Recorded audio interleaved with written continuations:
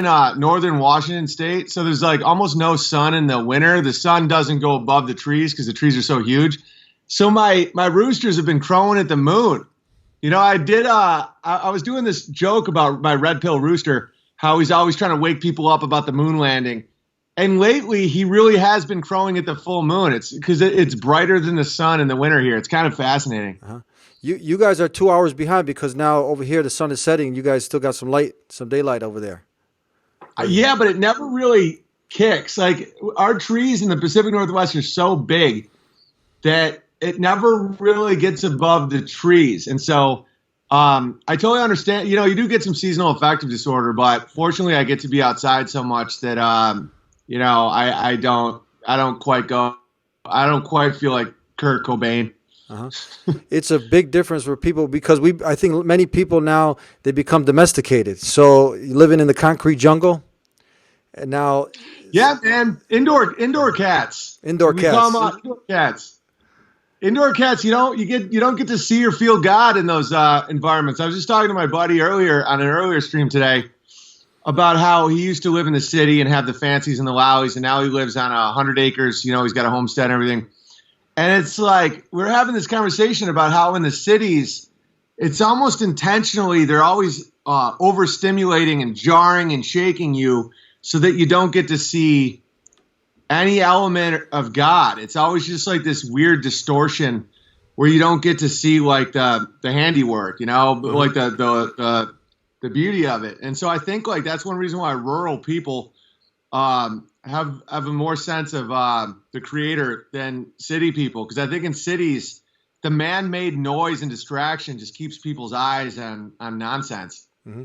I was interviewing someone, a brother by the name of Hamza Zorsis, and he was quoting some book, and in the book the book that he was quoting was talking about trees and the ways trees communicate to each other. It was just mind blowing. Did you know about this? The way. Oh yeah. So if you cut down a tree, like they'll release their nutrients to their brother trees. It's amazing. Like, oh, it's fascinating. And my brother's a lumberjack, so I used to do that stuff, and we were like learning about that together, and we had these like waves of guilt because of how, you know, just how intricate their relationships are and how they have almost families. I mean, they're not sentient in the same way, but they also kind of are. Mm-hmm. You know, it's just a beautiful existence, man. You commented on something, and actually, you got a fan in Bosnia. His name is cool, man. Orhan. So say hello to Orhan. What's up, Orhan? How are you, my friend? He sent me a video. And in there, you were talking about the beats. You were talking about, it was in one of your videos about 21 minutes into it. He said, check this out. I think Owen cracked the code. And I'm paraphrasing what you were saying. You were talking about how through the musical instruments, how they're able, because we're emotional beings, and they're able to open you up with the music and then put the malware in you and then inject you with whatever they want. And you're not even just thinking, you're subconsciously, you're not even thinking. Did I understand it correctly? Oh, it's 100% it. You know, it's like, I was talking to a friend recently about how the eyes are the windows to the soul. That's almost like a double thing where you have to protect your eyes. It's like the malware is a perfect way to describe it, where they're trying to trigger these base emotions, like the beat, like your mother's heartbeat, like do-doom, do-doom, you know, and then the different chord progressions, and then the 12 notes, and the 13th note, and the 7th, and the 12 beats, and all that. And so you start opening up, but then that's when they can Trojan horse you with all this nonsense. And the more I learn about Tavistock and how, as a musician, how much stuff, and I've been on this for a while, but I didn't quite get it until very recently, where I would realize that these Coldplay songs are all nonsense, but yet they'll make people cry and weep and sing along to words that have no meaning. And how, you know, music is a way to just open people up to nonsense. And yeah, I found that fascinating, where there really is like codes. Mm-hmm. And that's why people should be really responsible about what they listen to and what they watch, because, you know, you can watch some of these Hollywood movies that, same with pornography. Pornography is putting malware in people, and it's when you're either like false arousal or false, hero, triumph, all this stuff that you're watching, you instinctively start going, okay. And then from there, they'll just plant nonsense in you. And, the media, I mean, Muslims know this more than anybody about how the media can demonize good people. And, over time, you start, I think that's the real road the real split in the road where people are like, okay, now that we understand the spell that was 9/11 and the spell that was all this stuff, what do we do now? Do we ever listen to them again, or do we analyze it and understand what it was and how many innocent people got killed? And that's the type of stuff that I've been really interested in lately, is just so many people are now awake to the manipulation and the malware and stuff, but yet they aren't quite facing it, that you can't trust the media. And a lot of the boogeymen that they've created are not really the boogeymen, like Russia collusion, or Muslim extremism, or all this stuff, or the Christian version would be these people in Texas called the Westboro Baptist Church that'll throw blood on soldiers and stuff. They put malware in you, so it just separates you from the humanity of all of us, and how the world really isn't as violent or degenerated as we think it is. And because trauma will make people slaves, because you think all day, how many times a day do you really see someone beaten or raped or kidnapped or whatever? But in our minds, it's just constant because of Hollywood and because of media. And as your Bosnian friend said, I really am trying to crack these codes, That was interesting. Yeah, the reason because I often say that we're aware of the STDs, the sexually transmitted diseases, but the spiritually transmitted diseases that can get you with a lot of this music that's out there. People, if you just took away the beats and they just give you the lyrics, some of the sick things of profanity, not just pornography, of some very violent, sick things, demonic things, dark forces that are out there, that they're using these instruments, to get into the hearts and minds of. I did a program out there where I was asking some of the youth. There was this Bubba Gorelli. They're very, very, and it's crazy how popular these guys are. So we went out and asked people, hey, how you doing? Do you listen to Baba Gorelli? And they said, yeah, we listen to him. Yeah. I say, so what do you think? What kind of message do they push out? Positive, negative? They're like, is it a good message? They said, no. I said, do you think it's upgrading women or degrading women? Probably degrading women. All of the negative things. And then the light bulb goes on. And I was like, do you really think you should be listening to this? And they were like, no, not really. So people don't even, they're not even. Is it fascinating how almost simple it can be to snap people out of their spell? Yeah, you can watch. I'll send you this. You can watch. You can see their reaction. They're like, it's just amazing. No, it's almost like that. That's why people like us are so demonized a lot of times, is because spells that they've worked, and they're literally spells that they've worked a decade on to keep people in this dance of nonsense, this demonic nonsense. And all it takes is just hey man, have you thought about what Titanic is really about? Why did she throw that in the ocean, not give it to her granddaughter? Doesn't that mean she's kind of selfish? Just little things like that. And people are like, hey, do you think Caitlyn Jenner is Woman of the Year? But Caitlyn Jenner hasn't been a woman for a full year. And they're like, yeah, that's weird. Yeah. It's 1 times fraction of 1 is less than 1.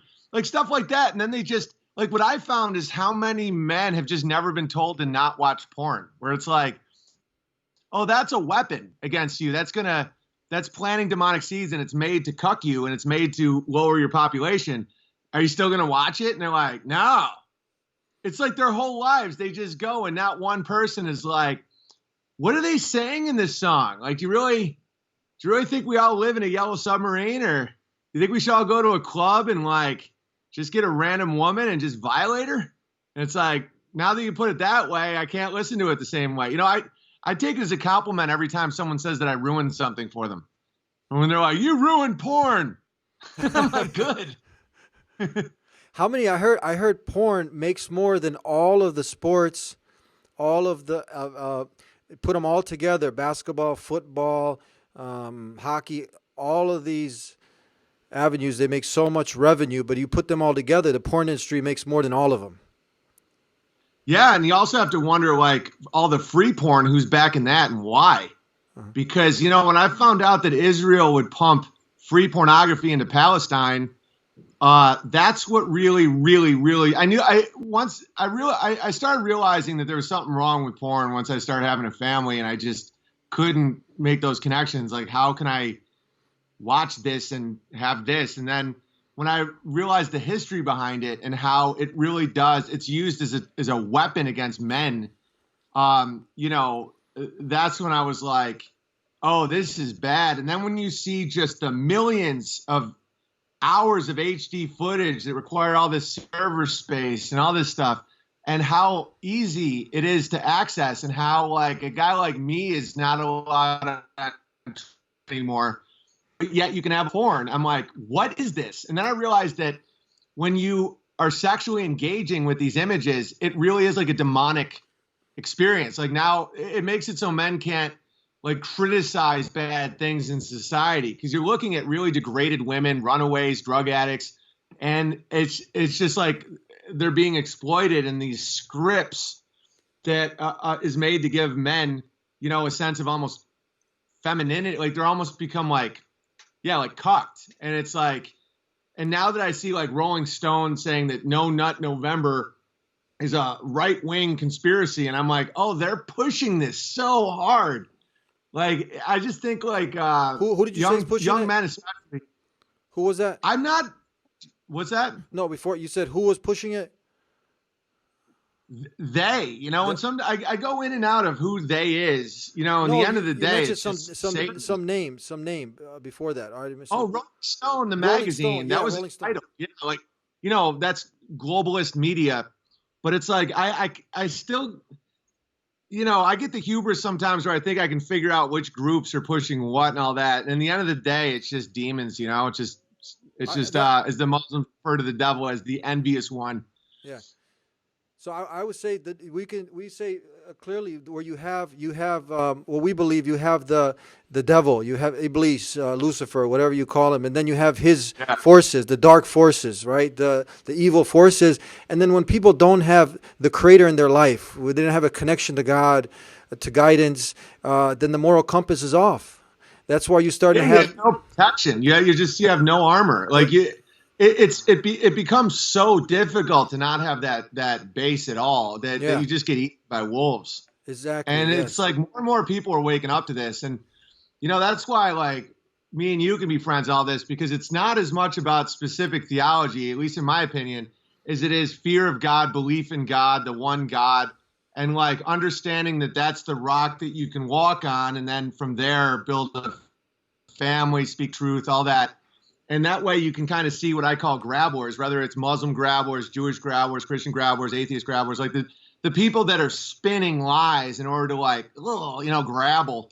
I think that we're all in this together. You know what I mean? Mm-hmm. Yeah, this is important because now you give people something to think about, you know, because I believe, and there's science, they've done tests. I mean, there was an Oxford University study that they done. This is a university that's not religious based. And I believe it was like $2.5 or more $1 million, where they had so many scientists, and they concluded that the belief in God is innate. And I don't know if you've heard of this God. They call it the God spot. So now when you talk about these things, when you talk about God, this is something that, you know, lights up in the human being, and we call that the one who covers this. He does what's called, you've heard this word, kufr.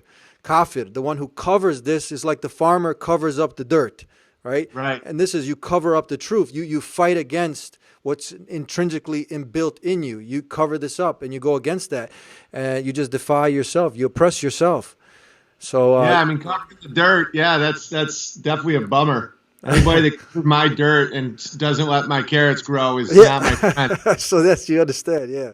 Yeah, and now, and the older I get, the more I see how sin gives people veils in their eyes. Like, they truly don't see. Like, if you engage in too much of that, I know people that I like, that I think are good people, but are constantly engaged in, and you know, there's like the hatred of God type people that are like Yeah. immoral versus amoral, which is people that are just kind of like indifferent and Yeah. hedonistic. Those people that, and a lot of them I really care about, I can see in their eyes, they don't see things. Like they literally, like the more sin they engage in, the more there's like these invisible veils that go over their eyes, and they literally don't see things. And I'm just like, it's really mind blowing how the more of a, you know, because we're all have sin in our lives on some level that we fight against. We're human beings, but like the more you reject that, the more you're allowed to see things. It's really fascinating, and that's literal. Like I see people that don't see things,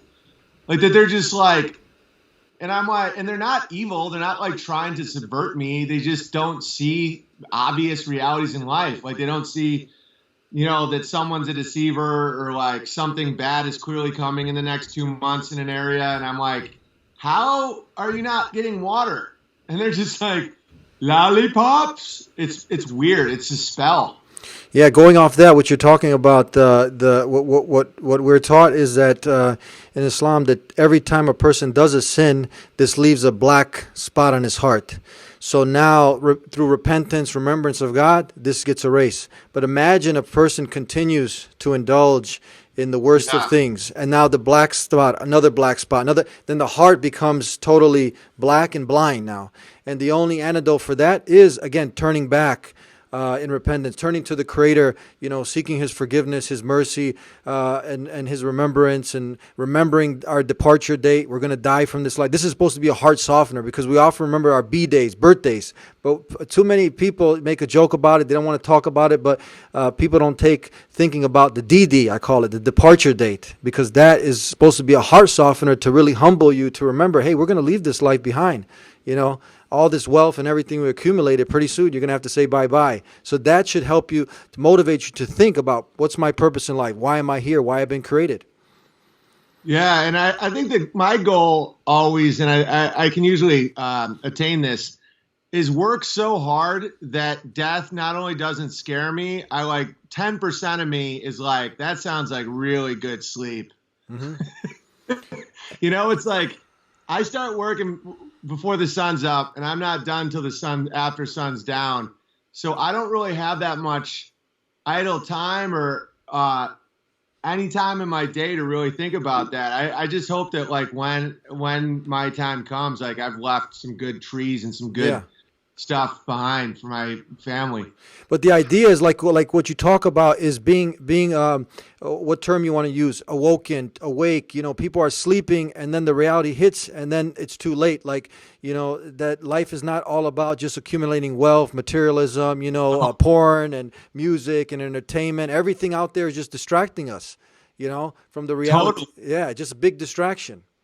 And the beauty about the Creator and about truth is the antidote spreads really fast. That's why they have to have so much control over media and music and school and pharmaceuticals and war and all this stuff. Like, if you have someone just pointing out the obvious, I remember, here's an example from my life. I was on a TV show and we were touring to promote the show, and we were at the front row of like a Yankees game.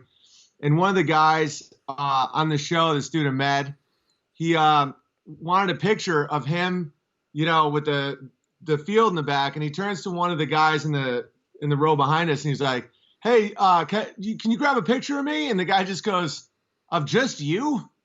And he was like, "Yeah." And my buddy didn't even really understand, but the guy was like, "All right." And it just dawned on me where it's like, so many people don't even think about how most people don't ever take a picture of just them. Like the selfie culture is so weird. And if you just have one grown man be like, why would you want a picture of just yourself? It's just, that's over. Like I just immediately snapped out of that zone where I'm like, yeah, that's weird. And I think the more people just speak honestly, the more, and the less fear people have, the more that we can just try and do our best here and heal from the black spots that are on our hearts, you know? You talk about fear. Did you hear about, not too long ago, this is when, before I left for my trip, there was a story, American Airlines, there was two Muslims who were waving at each other And then from there, one went to the bathroom, and the report went that he flushed the toilet twice. So the crew put this together like very suspicious. They're waving, flushing the toilet twice. They pulled the plane back. They got him off. They got him off, and they ended up interrogating him for like a couple hours, and then they let him go, and then they had to get on a new flight and all that. So when you hear stuff like that, I mean, what do you think? Well, if I was that Muslim, I would just laugh. I know that's probably unbelievably annoying, but like that's like I'm 6'8", so I run in the morning in the woods a lot with my dog. And the other day I was running, and maybe being a giant is somewhat like being a Muslim in these times, but like I was jogging through the woods, and this woman was walking with her husband, and she just turns and screams. She was like, ah, like I was attacking her. And I'm like, it's all good, you know, because I'm just this giant person. And if I was, and I kind of got a kick out of that, but it's like, if I was Muslim, I'd probably laugh at just the idiots that were just like so scared, when really what they should be scared of is what they're eating and what they're watching. You know, the real fear on a plane is that little black mirror right in front of them, you know, where they're just watching horror, you know? That's one reason why I almost trust Muslims more than a lot of people these days, is because there's so much negativity about them from the past 20 years because they're like trying to justify these wars that, like, I don't know. There's just something I trust about those guys. There's just like, to make it through that and still have a smile on your face and like have a family, I'm like, that guy's a good guy, you know, because no one's propping them up. Like no one's boosting up like a lot of Muslims in America, because God forbid anyone have compassion for the countries that are currently being bombed for poppy seeds, you know, for poppies. Do you think this is a deliberate attack now on the family? Traditional family values? The family is the number one threat to the slave masters of man. Like on the, you know, the family is what can resist. So they're trying to create this sexual liberation where people are now thinking that it's somehow good to have sterile sex, and extending the adolescence when you criticize someone in their 20s and people are like, he's just in his 20s, he's just a boy, you know, all this stuff. And then the school pushing, you know, all this like transgenderism and homosexuality and stuff. It's all to destroy the family, all of it. It's all just like the last thing they want is a man and a woman to have a stable, grounded family, because those people are less likely to be tricked and bullied and enslaved. What do you? There was a video that was out there. I don't know if you got to see it. It was I don't know if this was I don't know how to even to define it. Was it a, what do you call it? There was a male or female, I'm not sure. And she was she was whatever. What are we going to call it? This individual was simulating like they were pregnant. They had their belly full, like they were pregnant. And then she started stabbing it was all fake, but she was stabbing like she was pregnant, and she pulled the child out with the placenta, everything, and started to like cannibalism, like eating it. And what was more scary was this was all under like probably the pretext art, right? A show. But the people in the background are like, you know, clapping, and, you know, it didn't seem like nobody was discussing. Did you see this video?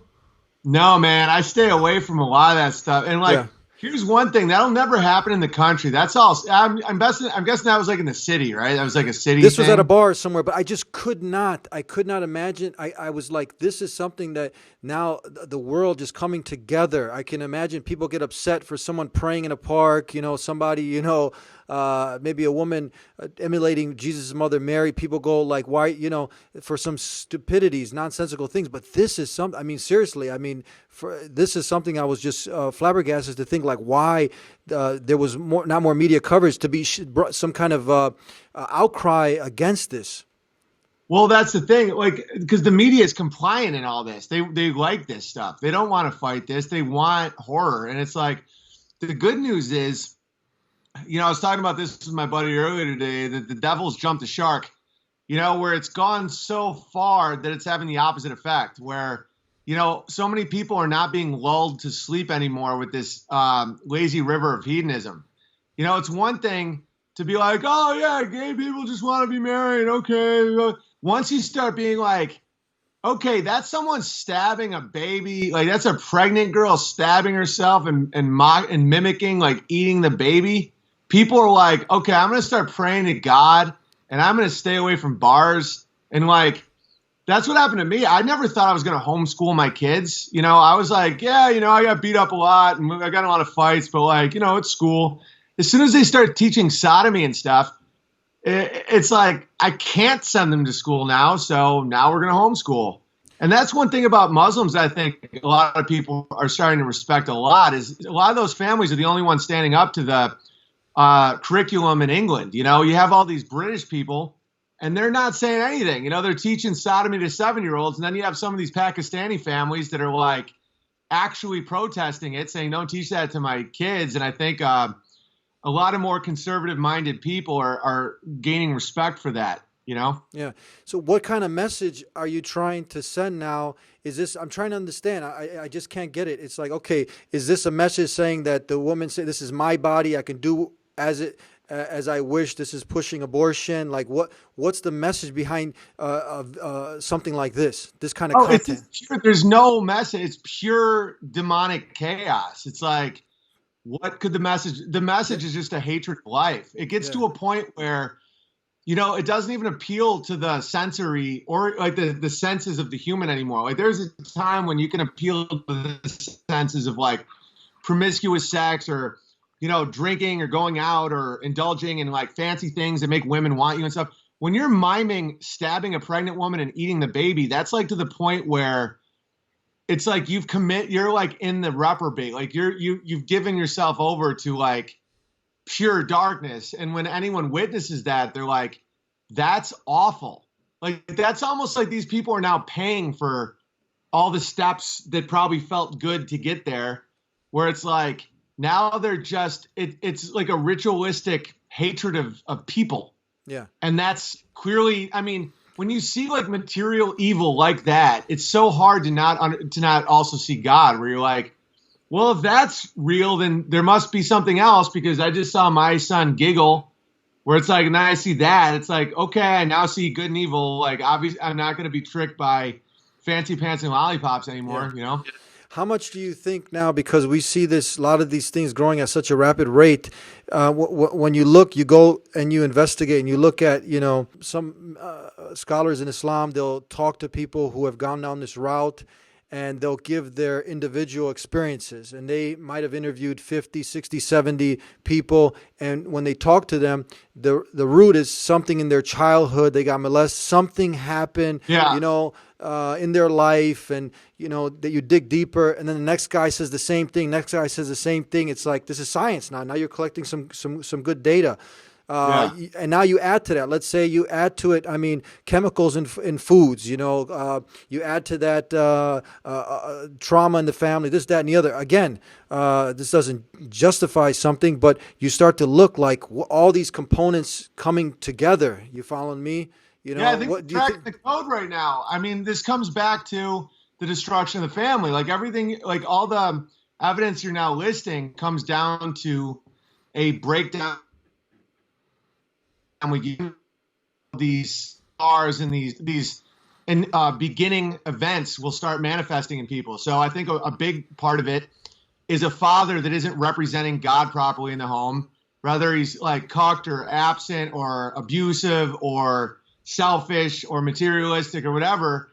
That, because when you look at so many of these like real proud atheists, like the 4 horsemen of the atheist apocalypse, like Sam Harris, all these guys, every one of them to the man has either no dad or a real bad dad. And then from there, if you have a molestation component, now you're looking at someone rewiring someone's brain sexually in a destructive way. And then when you have all the reinforcements of society, you can see where it all comes from. And the root, the base, is family. Because when you have, you know, a strong family and a strong faith and a strong community, you can be hurt, you can be attacked, you can be messed with and come through it a lot better than if your home, you know, like your home base is hurting you.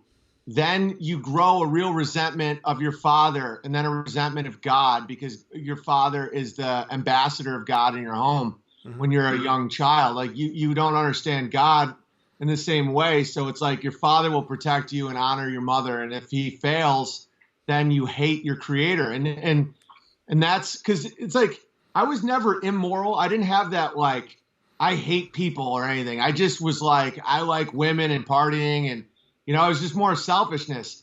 We're seeing a rise in people that clearly hate, you know, life. Like they hate this.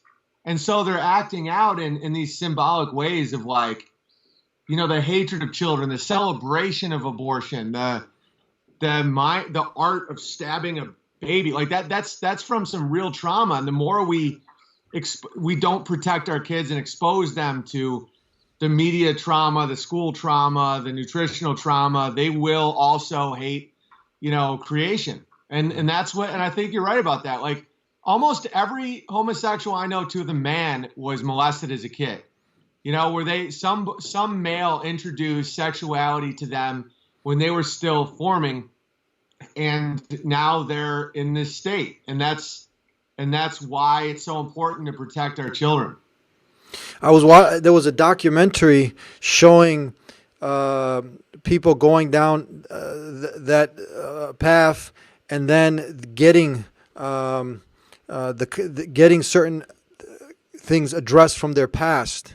Yeah. And coming out from this, but not being embraced in a way like with congratulations from that community. They were like, no, once you're here, you got to stay here. There's no going back, you know, to the natural way, the way that God intended us, the way that the Creator intended us to be, like, you know. So this is interesting. Yeah, like misery likes company. You know, the whole LGBT thing is like, they don't want each other to be happy. They want them drunk on a Wednesday during the day in a bar looking for a stranger to hook up with. Like, if you address the shame, a lot of it has to do with shame. Like, if you address the shame from your past and the hatred of your past, you really can grow out of just about everything. And that's one of the biggest threats to these communities is that people can grow out and be like, I don't want to live like that anymore. I don't want to be in these abusive, crazy relationships and hate myself and be a drug addict and all that. And then when people do that, you know, the community that they were just in, they're hated for it. Yeah. Because it's like proof of life. It's like proof that soul doesn't die and it can be healed, that the black spots that you were talking about can over time be healed. And they don't want anyone to know that. You know, like my comedy community from Hollywood, when I, you know, and I never attacked them, but like when I, you know, started living a more moral life, like a lot of those people like hated me for it because they were basically just like, how dare you leave our layer of hell? And I'm just like, don't we all want this? You know? Mm-hmm. When you think about all the things from your past, and someone could have been through so much trauma and drama, but now you get to experience a better life. It's like you can go and be at that bar and simulating, you know, cannibalism and, you know, stabbing a child, and some next sick individual is going to take it to the next level. And you do have people sacrificing kids. You have the pedophilia rings and all this crazy stuff that's out there. You can continue down that route because everyone has a choice now, right? You can go ahead and go towards something that's actually healthier for the heart, for the soul, for you in this life and the next life, or you can continue on this crazy demonic way. So you still have a choice while you're alive. You can change. Everyone can change for the better. There's never, you can always change for the better. It's so true. And it's like, and we as men we don't say who is damned and who isn't. That's a real problem that I see that people are, where it's like, oh, this person's going to hell or this person's damned. It's like, I don't ever do that because we don't get to decide that. All we get to do is try to help each other get out of hell, you know? Mm-hmm. There's a story, an interesting story from our tradition about the man who killed 99 people. Have you heard it? No. Can I share it with you? Of course, yeah, It just absolutely. shows the mercy of God Almighty, where there was a man, he had killed 99 people. And then he went to this monk and he asked him, look, because he's having restless, sleepless nights. It's just overtaking him. It's consuming him, right? He's not feeling good about it, obviously. So he goes to the monk. He says, hey, what can I do? The guy says, you killed what? 99 people? You're damned. You're done, right? Right. You're going to hell. And he killed it. So he kills him too. He kills him. So sometime later, the guy also, again, he starts, looking for salvation, for help. What should I do? So he goes to a learned man, a scholar, and he asks him, like, what should I do? I kill 100 people. He said, listen, you need to do so. You need to repent. You need to turn to your Creator.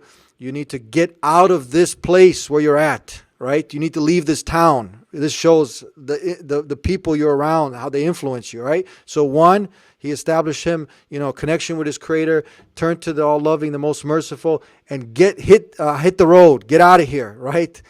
Because you're going to keep falling in the same traps, right? If you're living in Yeah. Hollywood, you got to get out of Hollywood. You've been Right. there. So, anyways, Yeah. as soon as he leaves the place where he was at, he dies. He was very close to where he left. So now the angel of punishment comes and the angel of mercy. And like, what are we going to do now? So they go to God Almighty, and he says, measure wherever he was closer to. If he was closer to the town he was going to, that's towards my mercy. I'm going to grant him paradise, right? I'll forgive him. If he was closer to the town that he just left, then I'm going to go. Then you take him, the angel of punishment, because we believe there'll be angels of punishment. They're going to come. So now God Almighty made the distance. He made the distance longer and shorter to the place he was going. So now the place that he was heading to, it was closer, and now he forgave him. So see, it shows the mercy of the Almighty. Yeah, and at that moment when he chose to walk away from his town, even if it was just 2 steps, from what I gather, God was like, well, that shows intent. That shows that you were taking action to leave, and you wanted to leave your hellish existence, and he took mercy. That's a great story. Yeah. So this just illustrating, the fact that there is hope for everybody. Everybody can go ahead and change their ways and whatnot. What do you think about now? When I'm call me just old fashioned. I don't know. We're probably maybe about the same age. But, you can, at one point when I was growing up, it was very easy to identify, you have a boy parts, girl parts. Nowadays, with this whole thing, the her, ber, sir, your, what's going on here, Owen? Oh, it's all nonsense. It's all just trying to destroy the good, the beautiful, and the true. It's trying to just. One of my buddies, Vox, who always talks about how, like, the answer is 2 genders. So the devil wants anything except for the truth. So 3, 5, 20, 100, doesn't matter. Oh, just one other thing about what you were talking before. Like, my comedian brain, the way my brain always works is, if I was to tell that as a joke, it'd be like, a man said he killed 99 people and said, well, you're damned. You're going to hell for that. And he goes, well, 80 deserved it. Like that's how I think. Like in my mind, it's like I always am trying to make it funny. All right, but anyway, so to remove the he and the her is just to further humiliate the people that have taken the wrong path until the Baphomet looks very transgender. It's like this beast with like breasts, and I don't know. I just think it's just to further degrade humanity. You go to the doctor and you say, look, doctor, I want you to cut off my arm, my hand. They're going to send you to see a shrink. You say, look, you got a perfectly good foot. Doctor, I don't need you to cut it off. You see where I'm going, right? But now you come, of course. But you come to the doctor today, in today's day and age, and now you're going to end up, cutting this vital, healthy organ made for procreation, and and now you end up getting an okay. A young child gets an okay. He actually gets testosterone blockers to go through the natural development, and there was so many cases now that they're just taking away. They're traumatizing and taking away family. It's just all it all stems from holy matrimony, you know, mother, father, child. It's like they're always trying to break that. So when you have these children, think about this. Lance Armstrong took hormones to be a better bicyclist as a bicyclist, and he was punished for that. Now a child takes hormones to be a girl, and they're celebrated. Like, think about how twisted that is, where, you know, a bicyclist takes a hormone to be a faster bicyclist, and that is cheating. And I understand that that's bad, but the world demeans him and says, Lance Armstrong, you're a terrible man, you're a liar. But yet a 5-year-old say, you know, the parents say, oh, Lance is really Lucinda, and now they're somehow a hero. And that's because it's satanic. They're trying to remove the masculine from the boy and the feminine from the girl so that they'll never be able to have a family. And that's because the family will protect them. Mm-hmm. And it's like, that's always what it is. It's a hatred of people. Wow, this is just amazing what we come to. There was a statement I heard before that the greatest trick that the devil played on mankind is convincing him he didn't exist. So I've had many people I've talked to when they've seen a lot of the evil that's being perpetuated in the world. This by itself, people who covered up that natural belief in God Almighty, when they have seen all of this evil, this convinced them. Now, before, if it wasn't apparent, overt to them that there is these satanic dark forces out there. Now, when they see all this evil, and I can see, wow, there is these demonic devils out there. Now that obviously had the next, if there's a devil, there obviously is a creator, one creator out there, and this opened up people's minds, you know. Because now you just can't. How else? This is we see who's the perpetuator of all this evil. And then when people don't have a good moral compass, they don't have a sincere, genuine connection with their creator, and now everything's arbitrary. Everything goes. It's you know that. Have you ever heard that game back in the day? People would play that game. What would you do for $1 million? Yeah. and like throughout my life, the answers now have changed. Like now I do like almost nothing. Like I barely. I don't, you know, that whole thing of like, what would you do for $1 million? It's such a Faustian deal. You ever read Faust, where it's like the devil gives you a Ferrari but no gasoline, you know, eternal life but a life sentence in prison, where it's just, that's always how it is. It's always like whatever you ask for, he'll give you, but with no ability to feel it or be grateful, or it, like, you know, it's almost like McDonald's food. Like you can eat it, but you'll never be full. Like the devil's water doesn't quench your thirst. And it's like, it almost is like the more time goes on, the more we're being showed evil on a higher and higher level. You know, it starts off very subtle, and then it just keeps going until it's just someone stabbing a pregnant woman and eating the baby and being like, do you believe yet? You know, it just keeps escalating until people just finally go, yeah, man, I don't know what this is. That isn't what I signed up for. Mm-hmm. Have you had experience talking to any people who claim to be atheists, and how do you talk with them? What kind of arguments? What do you say?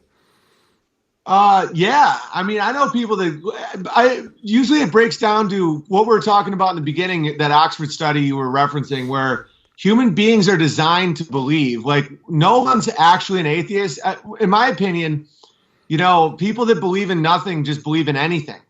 Oh, you know, like for me, like an atheist is typically the person that one week it's veganism, the next week it's CrossFit, the next week it's some celebrity, the next week it's like Atkins diet. It's like, if you don't have the foundation of truth, you just believe whatever fad comes in your lap. And that's why the controllers really, really like atheists, because atheists they have that void in them. So they're always looking to fill it with whatever nonsense they're trying to sell, where it's like Chia Pet, you know, or like this scam or this war or this thing.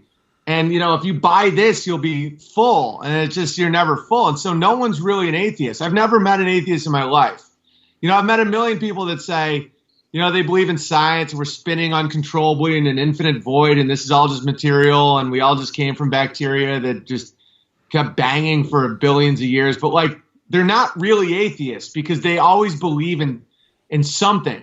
You know, they put their faith in science, that's clearly wrong. So that means they've deified science, where they're like, I'll ask basic questions where it's like, how does sexual selection get somebody a dorsal fin? Like, isn't that like millions of years of just extreme, like someone having a hunchback and like weird flesh on their back? Like, how is that sexually advantageous? And they're like, how dare you? And I'm like, oh, I'm talking to someone who believes in a God. It's just the material God. I just think they all believe in the devil as God. That's who they see God as. Mm-hmm. When I was interviewing people on the streets, where I was talking to you about Sarajevo, and have you've been to Europe, right? Have you been to Europe? Yeah, I was just there. Oh yeah. Make sure you put if you're gonna visit, put Sarajevo. And I'm sure our brother out there, Orhan, and some others would love to, host you for a few days if you want to visit Sarajevo. So keep that in your back of your mind. I thought I'd mention that. Yeah, for sure. But so when I was there, I did that interview, and we were talking about these Baba Gorelli, and they did a record called "Pack with the Devil." And I remember sometime after that, someone sent a message saying, "Hey, thank you guys for going over this. I didn't realize this." And then they sent some pictures with these guys having, and that's my question to you, is like some tattoos with some one eye, something with the one eye. What's up with this one eye? That's that New World Order Satan stuff. It's on all our dollar bills and stuff. It's like, I think that's the same thing. That's on the dollar. Same thing. It's the same thing. Yeah, it's the Eye of Horus. It goes back to this weird Egyptian occultist stuff where the one eye, that's why so many celebrities are always doing like this stuff. Have you gone down that rabbit hole? I've kind of tried to learn that stuff, but it always just keeps spinning around. I used to do a bit where I'm like, yeah, I'm a 360-degree Mason. I just did a circle and ended up where I started. Where it's like, every time I think I'm learning something, it just keeps sending me down more nonsense red herrings, where all I really have figured out about the one eye is that it's some sort of occultist, esoteric deity that they worship. I don't really understand it. It kind of reminds me of In the Land of the Blind, the man with one eye is king. Yeah. Where it's like, it's almost like they're trying to make the whole world blind so that this feeble deity is king. And then it's also, the Eye of Sauron in Lord of the Rings is very symbolic of that, where you just have the one eye that's getting all the orcs to fight all the good guys and stuff. There's something going on with one eyes. I don't like it. When you look deeper, you see like Aleister Crowley, is it? He wrote a book, and many people use this as a reference, where he talks about, connection with evil spirits and devils and whatnot. And you see a lot of these people connecting to him, and then they go into this realm. And I think a lot of them are just liars. I've never read Aleister Crowley's writings because I don't want to let any of his words in. Yeah. But I analyzed his life, and it's impossible. Like, 1 minute, like 1 week he's in Egypt, the next week he's in Japan studying Shintoism, and then a month later he's like being, honored by Tibetans and Buddhism. I'm like, oh, this is just a liar. Like, a lot of these people I think are just perverts and weirdos, and they just make up this never-ending lie so that people think they're special and give them money and sex. I really think that some of these people are just like Aleister Crowley. The timeline of his life is such nonsense that in those days, before like airplane travel, he's saying that he's in one continent, and then the next, like a week later, getting honored by Buddhists. And so as soon as I spot someone as a liar, I just throw it all away, and I'm like, oh, so nothing he says matters. I think a lot of that satanic stuff just has to do with trauma, where they do these rituals and they do this abuse so that children just become broken and enslaved to them. But other than that, I think they're just total liars and scumbags.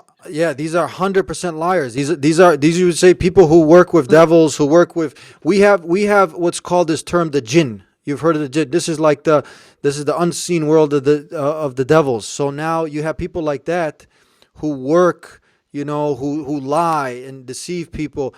But then it's sad that you have people in this rap industry and the movie industry and the Hollywood industry, many people who go ahead and then they go ahead and they use as a reference for whatever they end up.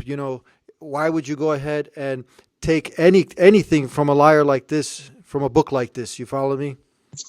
It's because there's no atheists. It's like you'll have these people in Hollywood and they think that they've outsmarted the system and they're like making money and doing stuff, and deep in their heart they still worship. Yeah. And so they'll find a book, whether it's the right ones, like Holy Bible, Quran, like books that will send, even though there's differences obviously between Bible and Quran, at least they're both in the same category of the God versus a nonsense book, or Scientology, or any of these things that are like, well, we'll fill that void for you. And, you're known by your fruits. And I think the best way that I usually can tell if somebody's path is righteous or if it's nonsense is like, does their religion or beliefs make them a liar? And someone like Aleister Crowley or all these one-eyed weirdos, they always just end up lying all the time. They always just end up misrepresenting themselves and using Talmudic logic and loopholes and like, I didn't kill the man. He starved to death, but I did tie him up. Tee-hee. And I'm like, so you're a liar, so that your path is clearly false. Mm-hmm. And I think that a lot of these people, human beings require worship, where that's how we're made. So whether or not it's to God or to the material or to your own selfish pleasures. And the Aleister Crowley people, they all say, do as thou wilt shall be the only law. That's what they say. Yeah. So about trick. that. Yeah. It's a word trick where do as thou wilt. So many of these idiots think, because the way Satanists a lot of times work is in contract law. They like to sneak and trick. So they say, do as thou wilt shall be the entirety of the law. And people are like, oh, that means I'll do what I want. But then if you put a different enunciation on the words, do as thou wilt or do as thou wilt, means like do as you're told. Do as thou wilt. Do as thou is wilt. Do as like the devil wills you. And you see that. You see like that woman that you were talking about that like mime like ate her baby. It's like at first it's do as thou wilt. And she was probably like just doing whatever made her happy and didn't think about anybody. And then it's do as thou wilt. Yeah. Which means do as you're told. And that's when they jump into this demonic world that we can't really understand, where it's like, why would someone hurt a kid, or why would someone hate a baby? Like that's the next level is do as thou wilt. It's like it starts as do what you want, and then just like the donkeys in Pinocchio, their ears start growing and their noses start growing, and then it's do as you're told, donkey. Yeah. And the ultimate enslavement is from Satan. It's very. I won't hold you up too much longer. There's a couple more questions, but finishing off with this one, it's interesting because that's exactly what the motto is: "Do as thy will." So basically, follow your lust, your desires, your passions, hedonism, debauchery, all of that stuff. But the going away from your will be done, right? Submitting your will. So instead of do as thou will, no, submitting your will to God, doing what God, the Creator, wants me to do. It's totally the antithesis, the opposite, right? So you make yourself. You make yourself. God's will. Yeah, if you do God's will, it's like everybody benefits. If you do your own will, you enter the jungle because it's math. It's like, okay, if what you want goes against someone else's will, and they get to do what they want, whoever's stronger and has a bigger stick wins. Welcome to Luciferianism. Mm-hmm. Where it's like the light bearer, the light bringer. It's like, okay, well, what I want is that house. And someone's like, well, I want that house. And now you just have perpetual war. Versus when you do God's bidding, you all can enter this realm of love and peace and harmony and logos, where it's like, but when you're serving your own desires, someone else has under the law of Luciferianism, they have the right to pursue their desires. So when those desires cross, you just beat each other to death, and it's like that's awful. Mm-hmm. Yeah, that's interesting because then you follow your desires and you make yourself into a deity, right? You set yourself as a god next to God. Yeah. Just real quick, just on that point, because that's a great point. You're a deity, but you're insignificant because you're not really a deity. Yeah, so that's why iPhone, iPad, iPod, all of it lowercase I. That's why it's the bitten apple. You know, Steve Jobs, his name is basically Eve Job. You know, it's like he has a bitten apple, and the lowercase I is Satanism, where it's like like you will be the center, but it's a lowercase. Yeah. Because you're not God. And it's so that's the hell that people enter with the bitten apple. Absolutely. Yes. You cannot be a deity. You cannot be a God, but people just want to be that. Just because you mentioned Steve Jobs, you know that the developer of all these devices, he actually restricted or kept his kids away from them. Oh, yeah. He knew how bad they were. Isn't that interesting? It's almost like you don't get high on your own supply. Yeah. You know, like, you know, these dudes are just drug dealers on a massive level. Hold on, man. Don't get high off your own supply. Yeah. What about T.I? You know T.I? I don't know T.I. I've heard of him. I don't know much about him, though. No, what do you think? It seems at one point it seems like you have what you have. We call this ghira. Ghira is called this protective jealousy. It's kind of looked down upon nowadays, but you have healthy protective jealousy over your wife, your children. A man steps up, to guard the home, to guard his family. Now this man, this rapper, T.I, he was doing a virginity check every year or something, and but it's interesting now. He wants his daughter to be a virgin, right? And nowadays it's not cool to be a virgin. Yeah. But at the same time, you see a lot of these people, making these videos, degrading the women and whatnot. But I just mentioned this point because you still have these, men, you still have some of these good qualities, but it's been clouded. That's that moral compass that it just needs to be really polished, Oh yeah, 100%. Where it's like that is a great quality in a man, is to want to protect his daughter. Did you hear about this? Did you hear about this news report that everyone came down? He was about the virginity test with his daughter, Hyman. He was talking about, yeah. Where it's like, but that's the upside down. Where it's like in the rap world, you can throw dollars at women and dump champagne on them, and then all make it rain on a yacht. Make it rain. But yet, if you care about your daughter's virginity, you're seen as a bad. Well, that's the upside down. It's the yes is no, no is yes, hot is cold. Marriage is slavery, slavery is freedom. It's like once you spot it, it's pretty obvious. Where it's just like, that's I've tuned myself at this point to be able to just be like, oh, that's the upside down. That's the devil. Like, protecting your child is bad, but yet dumping champagne on her on a yacht is great. It's like, and all these parents are celebrated for having trans kids, but yet T.I wants his daughter to be saved for marriage. It's like, it's just nonsense. Mm-hmm. Yeah. As I was saying, they make it rain. You heard that statement? Oh, of course. Yeah. It's just crazy. Yeah. All right. I'll just ask you one more thing. I was really, really surprised how people. I remember one person making a comment talking about how much hate they had, fear, and everything after they watched. I don't know how much feedback you got also on this. It was just so surprising how just that one episode, me and you, that show we did, that video we did together, how many people were affected in a positive way, in a positive light. Yeah, like just people speaking their mind truthfully without like weird agendas is very healing.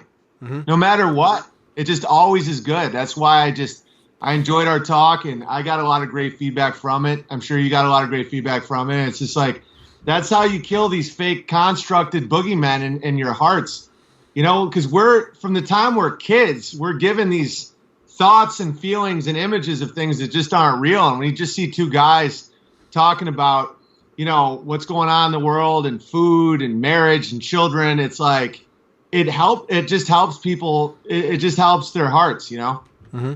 I showed you my little tribe there with my sheeps and my little calf. I sent a video. I made a video. I don't know if you got a chance, if it got to you, but I'll try. Awesome. Yeah. So you got to see so where I'm at. But hopefully, God willing, in the future we can meet in person sometime. It was really a pleasure talking with you. I, as always, enjoyed it. We have some good things to share. Thank you so much. You as well, my friend. Talk soon. Okay, take care, brother. Peace. All right, peace to you as well. All right, Later. brother.